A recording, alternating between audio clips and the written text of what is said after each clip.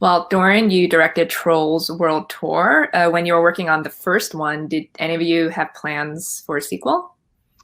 Yeah, you're always hoping you get to make more because you fall in love with the world and fall in love with the characters. So we all just start, the team and I, we just start pitching ideas just in case, we're ready. If the world embraces these characters in this movie, we'll have one ready to go. Mhm. What were some of your ideas? Well, let's see. This was the main one. We really kind of hooked early in about a year before the release of Trolls. We really hooked into this idea and kind of invested all into this idea of, what if there are these other worlds of trolls, each based on a genre of music. So that was in all the variations of ideas we had, that was always at the core. Hmm. And it's a good thing you actually got to make that one instead of going to like Plan B or Plan C. Yeah. Well, so how did you land on those other five genres of music? Techno, funk, country, classical, and rock. Nicely done. Yes. Well, we worked with a musicologist, and we felt like these genres specifically were pretty much represented around the world. Like everyone had a version of those six genres, more or less, and also a lot of all the kind of subgenres kind of grew out of these main six genres. Mhm. Yeah, because you do have, like K-pop and Yeah, like reggae in there a little bit. So, yeah. There's what a few more. We wanted as much representation as possible in the film. But in a like 82-minute movie, you could only have so many genres. There were a few that went by the wayside. We had a barbershop in there for a while, but that didn't last. that would have been fun. Yeah, it was fun. That's fun. That's a good like sidekick character. Yeah, they were the only one true villain, I think, in the film. What else did you discuss with the musicologist? It was really about getting a level of authenticity, really talking about the music and how do we represent it with as much authenticity as possible. And that really resulted in, using artists from the genre, using help, having George Clinton help with us with the music. He was an actor in the film. He was also acted as a consultant as well. When we were designing the funk area of the film, we showed him our designs and ran that part of the story by him. So anything we could do to get as much authenticity in the world as possible. Mm-hmm. Yeah, you guys had this all-star voice ensemble. You had George Clinton, Mary J. Blige, Ozzy Osbourne, Kelly Clarkson, Anderson .Paak, and then you also had Rachel Bloom, Sam Rockwell, Kenan Thompson. So what was it like casting all these people and working with them? Yeah, it was a massive, just even hearing you list off some of them, it was a massive part of the film. Again, a big undertaking over the course of 3 years. I think, again, it was important to have that level of authenticity. So to get people like Ozzy Osbourne and George Clinton to really, Jay Balvin is in the movie, like to get the artists that were a part of that genre, I think was really important. And then for our main cast, like someone like Rachel Bloom, it's a musical, but it's not a traditional musical. But still, as a cast member, you have to, to be funny because it's a comedy. You have to, be able to act because there's, you really need to add this level of reality to the film. And you have to be able to sing. So people like Rachel Bloom and Justin Timberlake and Anna Kendrick, they've got that triple threat. Mm-hmm. Well, what was it like, or what kind of input did Justin also have? Because he was also overseeing the soundtrack to Yeah, it too. you're right. He's the executive music producer on the film, so he was really integral to the process, and he was involved early on. Since we had done Trolls 1 with him, and he really loved the process, and we had this relationship. So we pitched the movie pretty early on to him. What the concept was, and we'd show him story reels, and he would have ideas because besides our original songs, which he helped write all the originals, he would also talk about where we might want to do an original. And then we have a lot of cover songs as well. And so he was a part of that. He's like, oh, did you try, trying to think of a good example. What do we have in there? Like Groove is in the Heart. Like I think that was like, oh, let's put that in one of the medleys. So he was really, really involved. And plus, when the actors like Anna and Rachel would do those songs, he would be there coaching along and directing their vocal performance.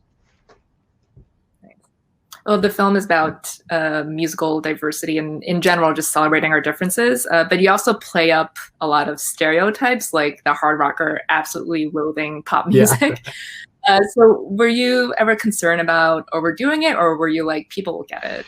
Yeah, well, well, first of all, it was important not to vilify anybody, but in choosing an antagonist, we said, okay, it's going to be the hard rockers, because I think they wouldn't mind, because it is in general an aggressive kind of sound. And a funny thing with the hard rock fans, let's just say, they weren't very tolerant of other genres. I think that's true about a lot of the people, in making a movie about music. Everyone's very passionate about what music they like. And they're like, oh yeah, they're very dismissive of pop music. So it fit our narrative really well.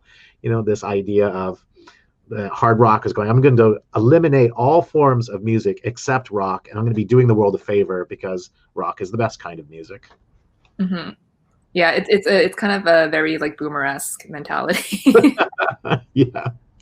I love rock music. I love all music. I do too. Everyone does in the movie. So, yeah. Well, I always liked that the trolls looked handcrafted, and like with their fuzz and the felt, it looks really tactile. And I feel like you really push that more with the different music universes, because they all have a distinctive look. With like different materials, like the country one looks really cozy with like yarn and like crocheted material. Yeah. Rock is like very denim heavy. So how did you guys go about creating those? Yeah, that was a really fun part of the process, working with Kendall Cronkite, our production designer. It was really established in Trolls 1. We had this fiber-based look. It was kind of stop motion, very tactile, any kind of fiber art. And so we looked at this one as an opportunity to help support the narrative. We needed the visual language, we needed to be cohesive across the film. So, okay, it's all fiber-based, but then again, what kind of fiber goes there? Like you mentioned, with denim, kind of ripped denim for hard rock, studs and leather. It was also an opportunity to show the differences to each place. And it was funny, I think there's a chance for humor there. Like if you look closely, the apartments that the hard rock characters live in, their windows are little ripped denim, like you'd have on your knees. So it was a fun process. There's a giant wall of all the different fabrics for each genre. Again, yeah, trying to get that really tactile, that fuzzy immersing the audience into this comfy world. Mm-hmm. How do you go about accomplishing that in the animation? Like, what do you use? Yeah, it's a complex part of the process. I can't remember like, oh, what's the software, but you'd have to do things. We'd have to come up with new technology. We have to teach the computers how to sew, essentially. We end up scanning in a lot of the fabrics themselves and using that. And we do have some real practical stuff in the film. Like all the scrapbooking was handmade by an artist here. So, trying to be, again, that as real and as authentic as we could. Mm-hmm. Do you have a favorite music world? Well, like yourself, I love all music. I think a lot of us consume all genres all the time now. That's just how we consume film. But I really like the opening of the film, the techno trolls. I really like that world. It was one of our first. We started figuring out how to do it, and this kind of whole underwater world, and we used kind of rope and like all these. I think that one is really surprising in a way, because in the first film we had a rule: we had no water. And so how are we going to treat water in this? And we treat it a lot like theatrical design. Although when we do get to water later on in the film, it's all organza, so there's technically no water in the film. Mm-hmm. Well, music has always been synonymous with animated films, like so many iconic original songs from animated movies. So did it feel like an obvious thing to make this like the premise of the movie? Yeah, in a way, you're right. There's such a rich history of my favorite films, from Fantasia to Yellow Submarine to Pink Floyd's The Wall. I think, and of course, yeah, all the Disney films, that there's a real rich tradition of music and animation. They actually speak very similar language. And the music was such a big part of the first Trolls film that we really wanted to find a way to weave it into the narrative. Mhm. So is there going to be a Trolls 3? I hope so. Like I said, we're always working on ideas because we found, like the team and we found that it's infinite possibilities. I've been working on these films now for 6 years, and we've got a whole bunch more ideas. So if the world wants it, we're ready to go. So can you share what some of those ideas are, or what? Probably not, according to my contract. No. Again, we just don't know. It's a long process in developing a film and trying on different ideas. We compare it to making a movie a lot like workshopping a play. And so, we'll try on ideas and see what feels best. But stay tuned, I guess. Stay tuned. Maybe it'll be your first idea again. So yeah, there's a good files of stuff we haven't used that we usually dig around in. That's for sure. awesome. Well, Walt, it was great speaking with you. Thanks so much for your time.